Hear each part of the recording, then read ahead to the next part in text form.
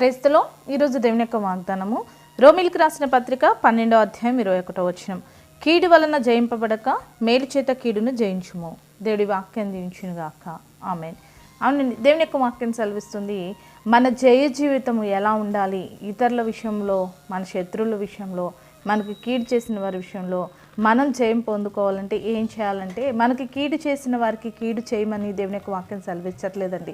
దేవుని యొక్క వాక్యం సెలవిస్తుంది ఏంటంటే, కీడు చేత నువ్వు జయించొద్దు, మేలు చేత కీడును ఏం చేయి, నువ్వు జయించు. నీకు కీడు చేసిన వారికి కూడా వారి జీవితంలో మేలు చేసే వ్యక్తిగా కనుక నీవు ఉంటే నీవు జయ జీవితం పొందుకుంటావండి. ఇతరులు మనకి కీడు చేశారని తిరిగి మనం కూడా వారికి కీడు చేయటం వల్ల ప్రయోజనము ఏమీ లేదు. కానీ నీకు కీడు చేసిన వారికి కూడా నువ్వు మేలు చేసినప్పుడు గొప్ప ఆనందం నీ జీవితంలో పొందుకుంటావు. ఎదుటి వాళ్ళు ఎవరైతే నీకు కీడు చేశారో వారిలో కూడా పశ్చాత్తాపం కలిగిద్ది, వారు కూడా మారు మనసు పొందుతారు, వారు కూడా మంచి వాళ్ళుగా నిన్ను అర్థం చేసుకునే వాళ్ళుగా మారుతారు.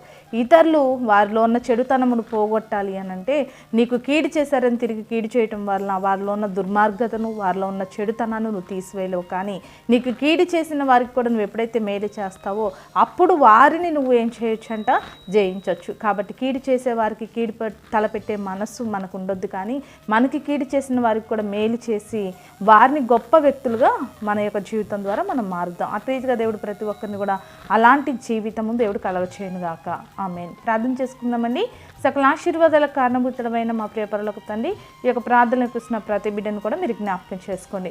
వారి జీవితంలో ఎవరైతే కీడు చేశారో వారిని క్షమించి, వారికి చేతనైనప్పుడు ప్రభా వారు ఇతరులకి కీడు చేసేవారుగా కాక ఎవరైతే వారికి కీడు చేశారో వారికి మేలు చేసి వారిని జయించుటకు సహాయం చేయమని యేసు నామములో ప్రార్థిస్తున్నాం తండ్రి. ఆమేన్.